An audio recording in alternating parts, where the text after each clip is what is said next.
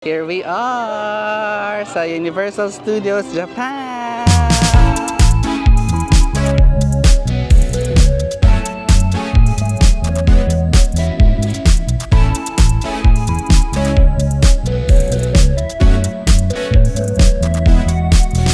Punta kami ng USJ ni Arman. First time niya mag-Universal Osaka. Ayun, puro siya Universal Singapore, kaya excited ako for him. Actually, parang mas na-excite ako with my outfit, no? So ayun, paalis na kami ng hotel. So come with us today sa USJ.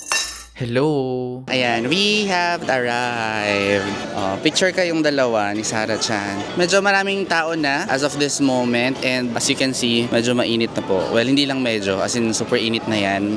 Medyo kinakabahan ako mamaya sa pilahan natin sa initan. But still, regardless, very excited. Especially na first time ni Arman sa USJ. Let's brave the heat. Excited na kayo? Kitang-kita nyo from this video ang init, no? Kitang-kita nyo rin sa itsura ko. Hulas na. Ganun ka-init dito, friends. Nakatawa si Arman kasi picture siya ng picture. Nakapag Universal Studios Singapore na rin naman yun. Pero first time niya dito sa Osaka. So, yung pinaka nililook forward talaga namin dito ay sina Super Nintendo tsaka yung Harry Potter kasi wala yun sa Singapore. Grabe, ito yung ito yung pila right now. Parang ngayon ko lang na-experience na ganito kahaba yung pila sa entrance. In-expect ko na not as much people kasi summertime, mainit, diba? But marami pa rin tao now.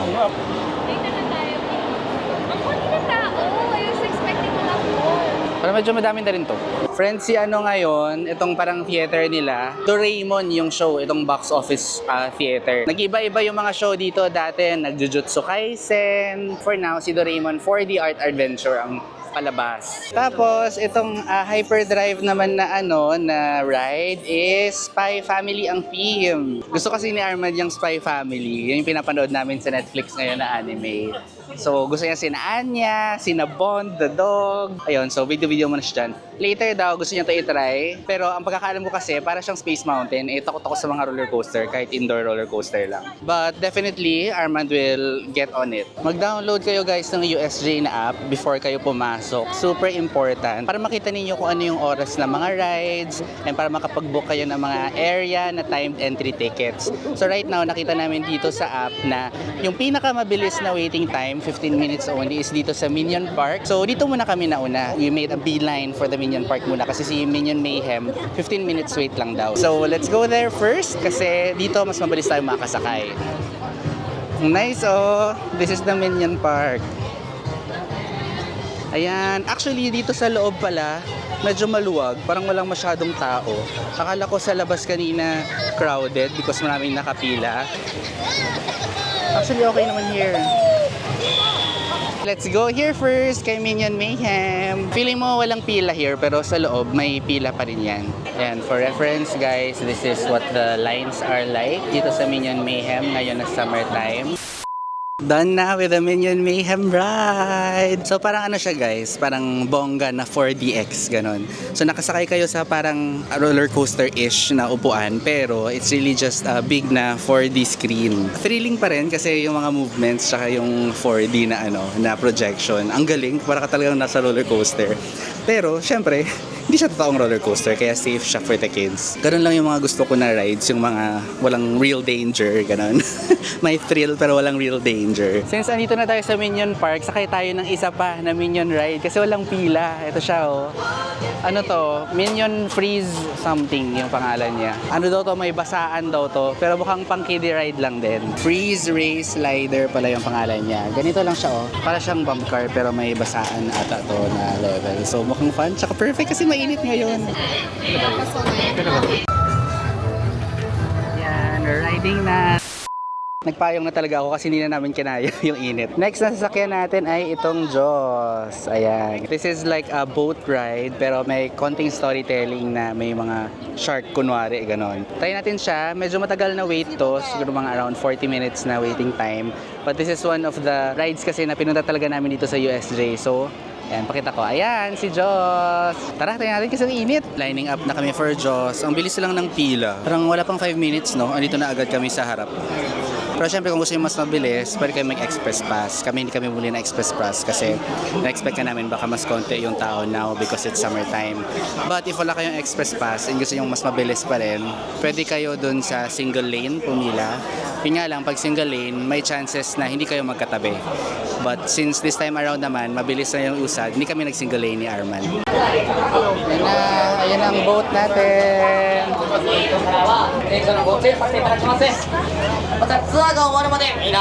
Bye-bye.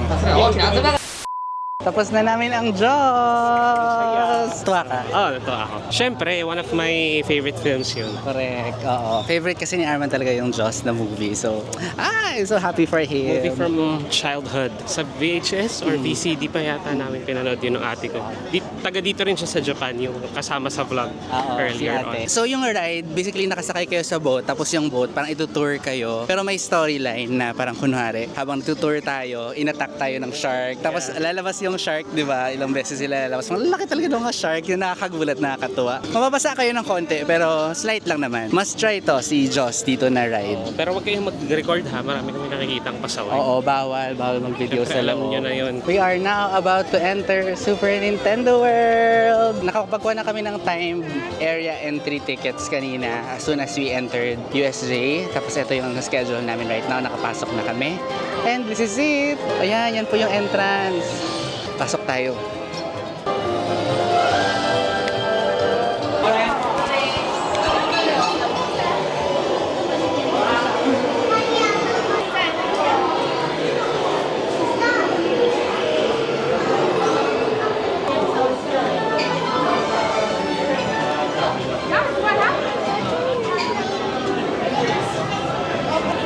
Yay! We're here!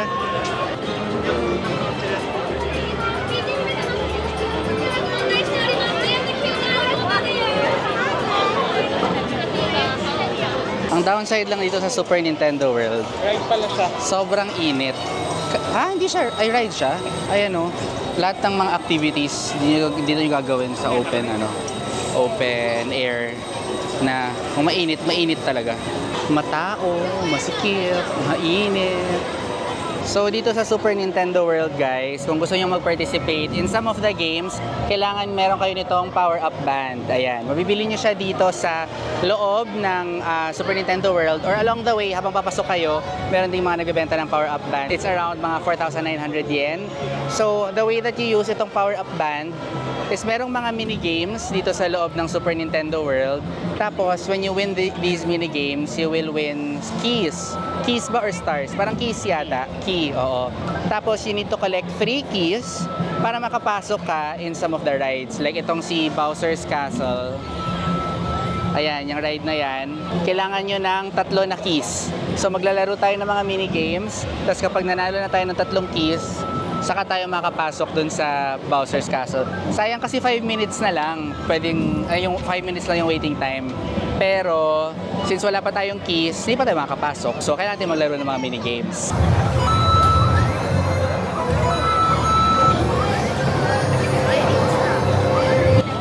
Ito yung one of the games, mga mini games na pwede nyong larain.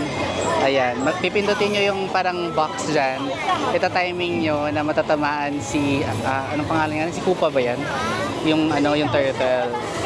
Ayan, ito timing nyo siya para makuha nyo yung key, yung ikot-ikot na key dyan sa taas. Ito rin, minigame din to dito sa loob na parang, ayan, you will have to push the right buttons, parang teamwork to. Tapos if you hit the target, makukuha na yun yung key. Ganyan yung ganap dyan. Ayan, nandito yung key, oh. Yan. Hanapin nyo yung umiikot-ikot na golden key na yan. Kapag merong umiikot-ikot dyan, ibig sabihin, you can play a game where you can get keys. And you need to collect 3 of those. Yan naman, yung umiikot na yan. Ayun, mini-game din yan. I forgot the mechanics, pero may lalabas dyan na yung parang mushroom. And then tatalunin mo siya. Basta hanapin nyo yung mga parang golden key na yan. Yan, ibig sabihin pwede kayo mag-earn ng keys by playing this mini game. Now naman, subukan natin pumunta sa Donkey Kong. Ito yung one of the newest attractions dito sa loob ng Super Nintendo World. Here it is! This is Donkey Kong Country. Ayan siya. Let's get in. First time ko dito, friends. Yung kay Super Mario, nakapunta na ako doon a few times. So dito sa Donkey Kong World, first time.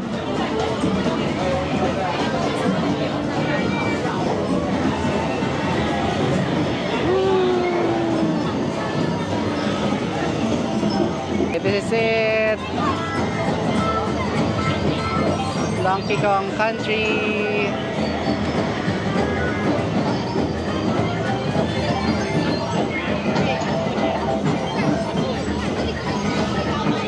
Ito pala yung name niya, si Minecart Madness. Ayan, actually medyo mataas pala siya, friends. Akala ko mababaw lang, pero parang scary siya.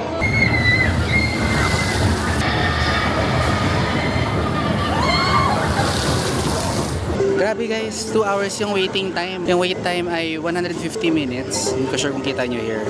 Basta 150 minutes. Tapos kung single rider ka, 130 minutes yung waiting time. Sobrang tagal. Baka skip muna namin to si Minecart Madness. Kasi ayun, mag-ubos ng 2 oras dito. Pero mukhang fun sana siya, oh. Ganyan talaga pag medyo bago pa yung ride.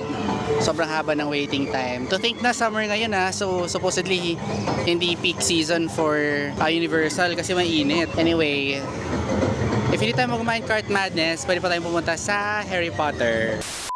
Friends, sobrang nakaka-stress mag-Universal kapag summer. Nakakapagod siya. As in, tumalagdag sa pagod yung init ng panahon. Tapos ako pawisin pa ako. So, mabilis ako madrench ng sweat. Yun medyo kaya ko, pero ang problema, ang bilis ko mawala ng fluid. So, every now and then, naghanap ako ng water. Tapos, the lines feel longer dahil mas mainit kang nasa pila. Sobrang lifesaver talaga na meron kaming dalang payong. Bumili kami ng payong before going here. Kasi, imagine, some of the lines dito talagang under the heat of the sun kayo nakapila. So, buti nga kami nakapayong kami. Yung iba wala silang payong. Sobrang nakapagod yun. Actually, kaninang nung nag-Jaws kami, parang feeling namin na sulit na namin.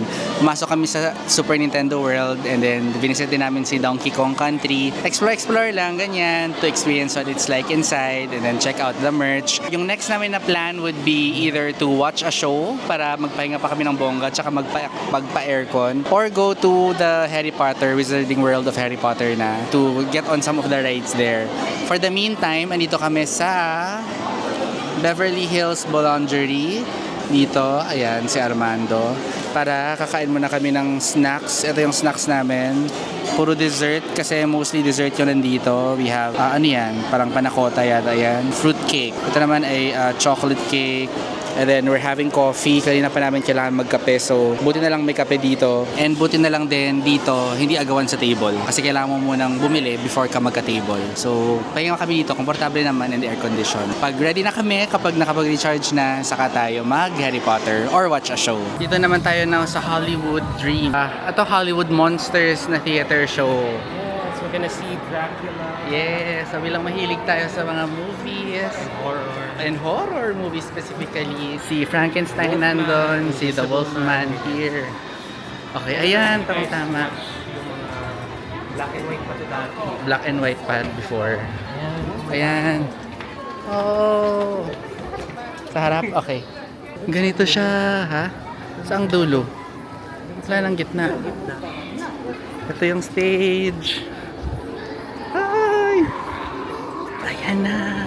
Ang ganda dito. Hello, nakapasok na kami here. Nasa CCP daw tayo, sabi ni Armando. Tingnan nyo, ganyan ba kabongga ang CCP? So, hindi pala siya it's an actual theater production. Hindi siya parang movie. I thought na parang movie siya, pero it's like a theater play. Or I don't know, we don't know yet. Pero maganda yung production on stage. That's why I'm assuming na parang theater play siya. Exciting! Here at Universal Studios Japan, the Universal Monsters Live Rock and Roll Show. Ay, ay, si Beetlejuice.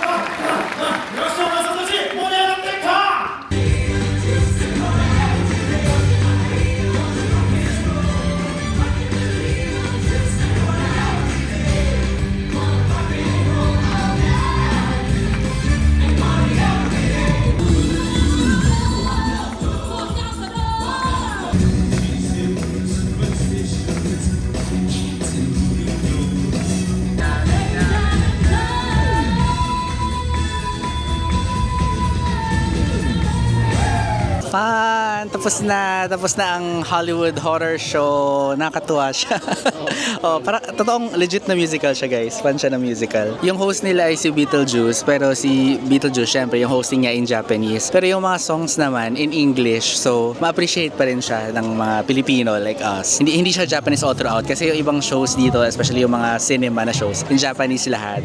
Ito, in English yung song. So, ang saya. Naku, abangan nyo to kung anong oras sila nagsho-show kasi fan panoorin.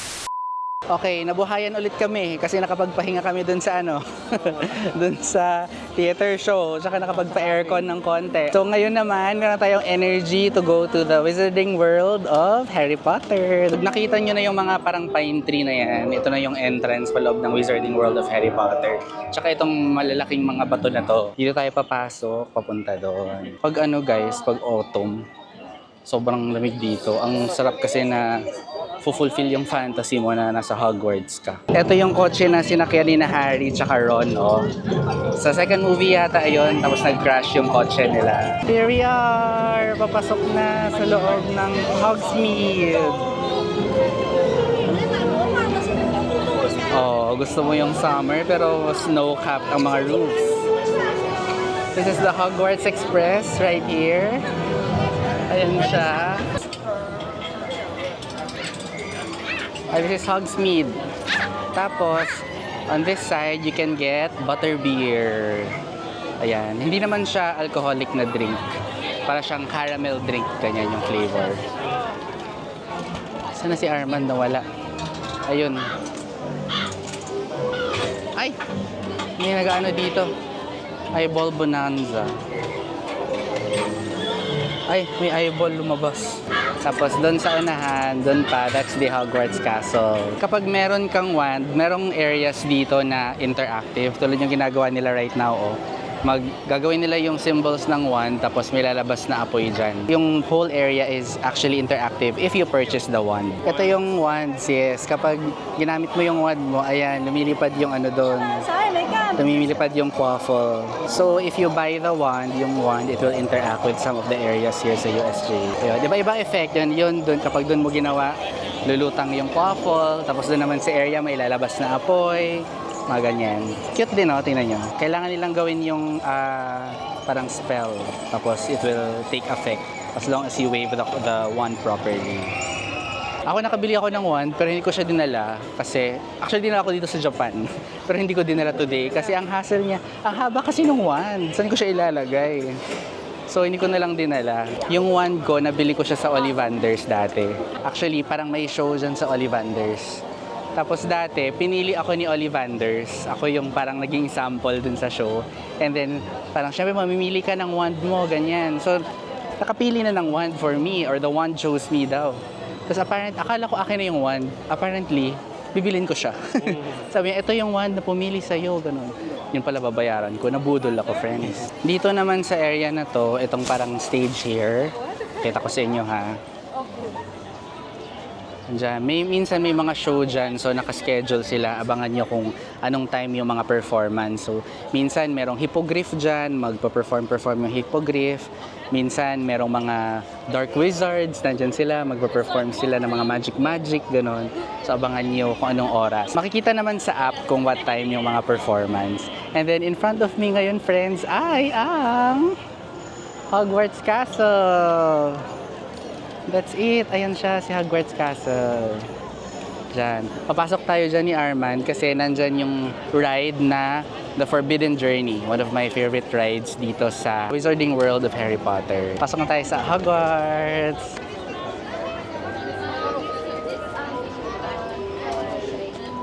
Enter.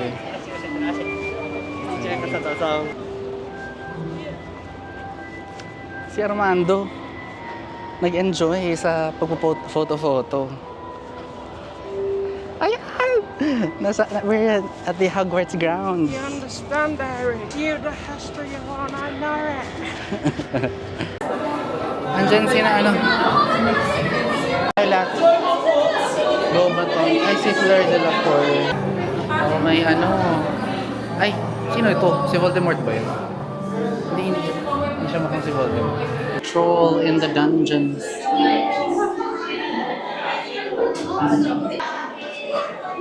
Before tayo pumunta dun sa actual ride, friends, iiwan muna natin yung mga gamit natin sa lockers.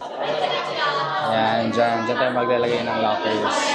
Ayun, since bawal mag-video sa loob, see you later after the ride. Done na kami sa Forbidden Journey here sa loob ng Hogwarts Castle. Ang saya-saya ni Arma, nag-enjoy ka? Oh, nag-enjoy ako hearing your scream. 3 times ko na yata to mag-Forbidden Journey, pero takot pa rin ako every time. Nanganginig pa rin ako kanina. Tsaka pero ito lang yung may lakas ako na loob na itry dito sa Harry Potter Wizarding World na area. Kasi indoor siya, tapos hindi all the time nakikita mo na mataas. Yung sa akin, yung fear ko talaga is the heights. Ito naman siya ay yung Flight of the Hippogriff. Ano yan? Ito, totoong roller coaster talaga yan. Ay, hindi siya kita here. Pero ayan, ganyan siya na roller coaster. Yung Filipino equivalent niya ay Caterpillar ride. Ah! Hindi talaga siya coaster na parang iikot-ikot ka in a loop. It's Ganun just pala. like a... Parang fast ride lang na mataas. Ako yung fear ko talaga is the height. Kaya Pero takot ka kasi nakita mo medyo mas mataas siya than yes. typical ones. Oo. Siguro kung hindi siya mataas, Siguro kung sa Star City. hindi okay. siya roller coaster. Oo. Ayun, ang saya. Try niyo yung Forbidden Journey, promise. Yun ba yung best ride mo dito? Dito, yes. Dito, di ba? Yeah. Yeah, o yun. Best ride daw for Armand as a first timer here sa USJ. So try niyo si Forbidden Journey. Pero huwag na kayo bumili ng merch. Dumaan pa kami sa merch kasi yung exit niya ay merch pero hindi na kami bibili para hindi na namin dadagdagan yung pera ni J.K. Rowling. Ayun, ito siya. Ito si Flight of the Hippogriff. Pakita natin. Ayan. 60 minutes din It's a roller coaster. 60 minutes pala yung waiting time so hindi rin worth the pila. Ayan, tsaka taas. Medyo mainit pa now. And merong butterbeer dito na walang pila. So we might as well order. Guys, mayroong dalawang dalawang bentahan ng butterbeer. Meron dito near the in front of the Hogwarts Castle. Meron din doon sa may entrance. Normally doon sa may entrance, mahaba yung pila. Pero dito, tingnan nyo, walang pila. Or baka dahil sarado. Grabe, sobrang init.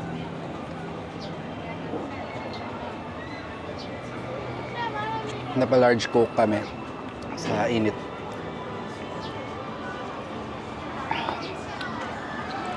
Merienda muna tayo ng teriyaki chicken. Pagkamahal-mahal din to guys, 1,700 yen to.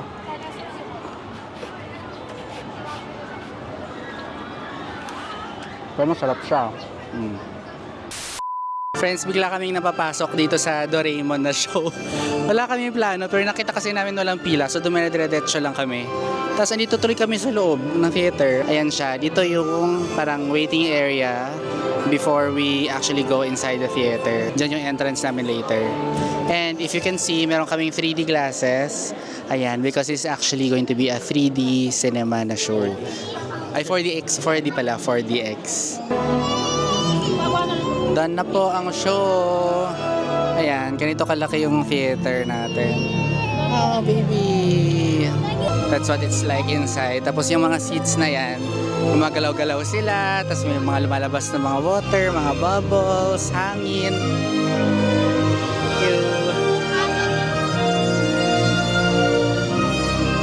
So it's a proper 4DX theater.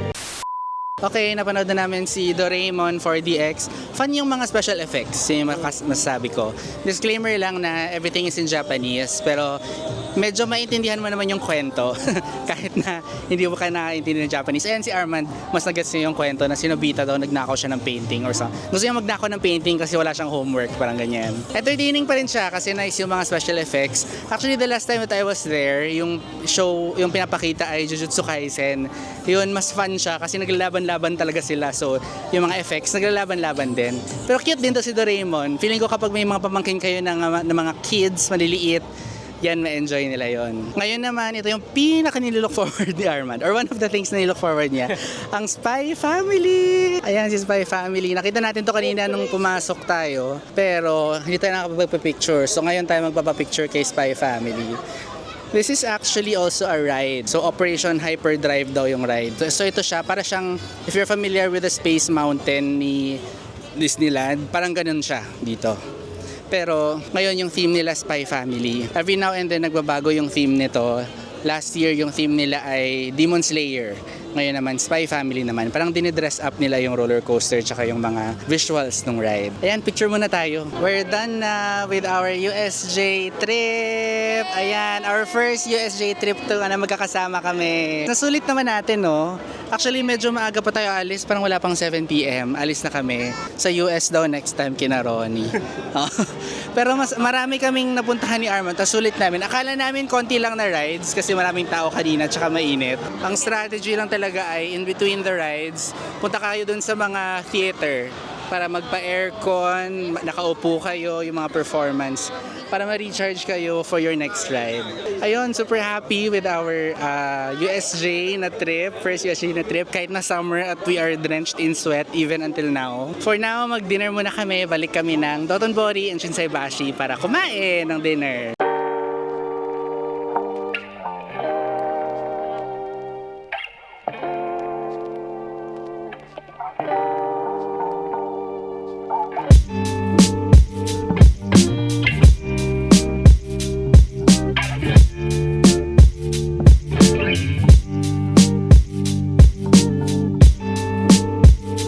Hello friends! Nakauwi na kami sa hotel na super pagod. Nakakapagod but masaya, fulfilling. Ayan, maaga kami actually umalis ng USJ, parang mga magsa-7. Hindi na namin hintay na magsara. Usually kasi hinihintay ko na magsara before umalis para masulit talaga yung ticket. But this time, medyo satisfied na kami sa ano namin. Tsaka may kasama kaming bata. So, pagod na si Bagets.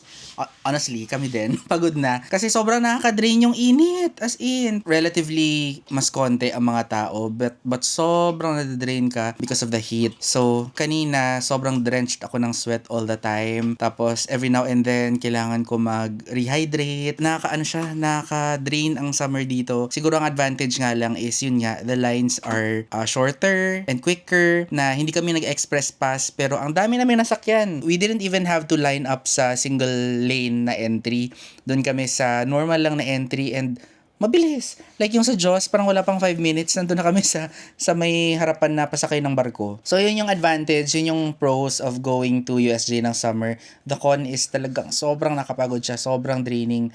And most especially sa Super Nintendo World, nakakapagod siya. And then overstimulating pa. Kasi sobrang daming tao, sobrang daming sound, sobrang bright na mga kulay. But ayun, masaya pa rin. Overall masaya kasi maraming firsts for us in this experience. First time ni Arman mag-USJ. So lahat ng mga ano niya doon, experience niya first talaga. First time din namin na magkakasama kaming tatlo ni Star. And first time din ng daughter ni Star. So talagang nag-enjoy din sila. So ito naman yung mga tips na ma-advise namin sa inyo. Una sa lahat, be prepared for the heat. As in, I cannot stress this enough. Buti na lang kami, we had all the necessary na equipment. Well, equipment talaga. Necessary na mga na mga gamit na kailangan namin to cool down. Una sa lahat, nandiyan yung mini fan, mini electric fan. Sobrang helpful niya. Lalo na kapag you're lining up for an attraction na wala masyadong mga electric fan din. At least ikaw may sarili ka, di ba, for yourself. Almost all of the people na nakasalubong namin, meron talaga silang mga mini electric fan na hawak-hawak. Pangalawa, payong. Buti na lang talaga nagdala kami ng payong kasi the previous days namin dito sa Osaka, hindi kami nagdala ng payong. Sa USJ, in-expect namin na sobrang init talaga kasi hindi naman lahat ay covered. And sobrang helpful, lalo na ang laki-laki ng Universal Studios sa Japan, di ba? Ganyan kainit. Oh my gosh. Ayan yung sunburn ni Armando. Yung kulay puti na yan. Yan yung totoo niyang kulay. And speaking of sunburn, magdala kayo ng sunscreen, ng sunblock. Ang mistake namin, yung nilalagyan lang namin ng sunscreen ay yung mukha namin, tsaka batok, tsaka leeg. Dapat nilagyan din namin yung arms para hindi mangyari yung ganyan. So electric fan, payong, sunscreen. It also helps when you buy mga cooling wipes. So bumili kami ng Gatsby na cooling wipes sa 7-Eleven or sa Family Mart ba. Basta available sila sa mga convenience stores. And then the way that it works is ipapahid nyo sila sa katawan nyo and then the menthol will help cool you down.